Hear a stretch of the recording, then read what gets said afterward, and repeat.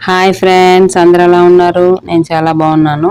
ఈరోజు ఈ వీడియో ఏంటంటే మేము సాయిబాబా టెంపుల్కి వెళ్తున్నాము. మనం టెంపుల్కి వెళ్తున్నామంటే ఫస్ట్ ఇంట్లో పూజ చేయాలి కదా. ఇంట్లో పూజ అంతా కంప్లీట్ చేసుకొని ఇంకా స్టార్ట్ అయ్యాము టెంపుల్కి వెళ్ళడానికి. ఈ సాయిబాబా టెంపుల్లో స్పెషల్ ఏంటంటే ఇక్కడ 120 ఫీట్ సాయిబాబా స్టాచ్యూ ఉంటుంది.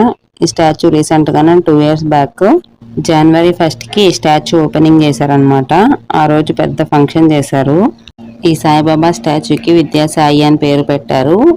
ఈ సాయిబాబా స్టాచ్యూ చుట్టూ 3 ప్రదక్షిణలు చేసి కొబ్బరికాయ కొడితే విద్యార్థులకు అంతా మంచి జరుగుతుందని నమ్మకం అన్నమాట. మనం అందరం సాయికోటి పుస్తకాలు రాస్తాం కదా. ఆ సాయికోటి పుస్తకాలన్నిటిని పర్టికులర్గా ఒకరోజు ఆ స్తూపం ఓపెన్ చేసేసి పూజ చేసి తర్వాత స్తూపంలో పెడతారనమాట ఆ పుస్తకాలన్నిటిని.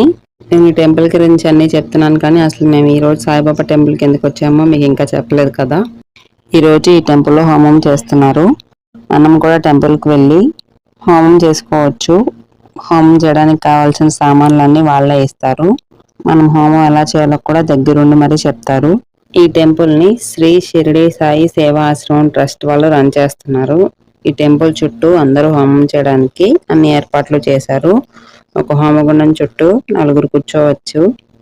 ఒకవేళ భార్యాభర్తలు ఇద్దరు వస్తే ఇద్దరు కలిసి జంటగా కూర్చోవచ్చు. అప్పుడు ఒక హోమం చుట్టూ 4 గంటలు కూర్చోవాలి.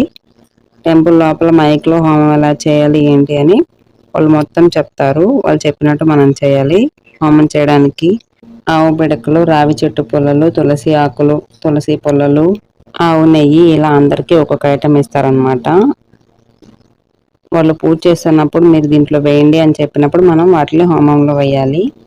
మార్నింగ్ పూజ అయిపోయిన తర్వాత కొబ్బరికాయ కొట్టేసి మనం ఇంటికి వచ్చేయచ్చు. నెక్స్ట్ మళ్ళీ ఈవినింగ్ పూజ ఉంటుంది. పలానా టైంకి పూజ ఉంటుందని మనకు చెప్తారు.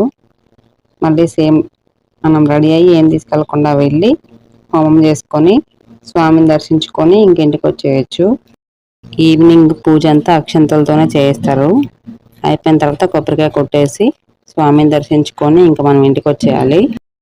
అదే మనం ఈ హోమాన్ని బయట చేయించుకోవాలనుకుంటే మనం టైం స్పెండ్ చేసి సపరేట్గా మనీ తీసుకొని అన్నీ మనమే తెచ్చుకొని మనమే చేసుకోవాలి. ఇక్కడైతే టెంపుల్లో వాళ్ళే అన్నీ చేస్తారు. మన దగ్గర నుంచి ఏ అమౌంట్ కూడా తీసుకోరు.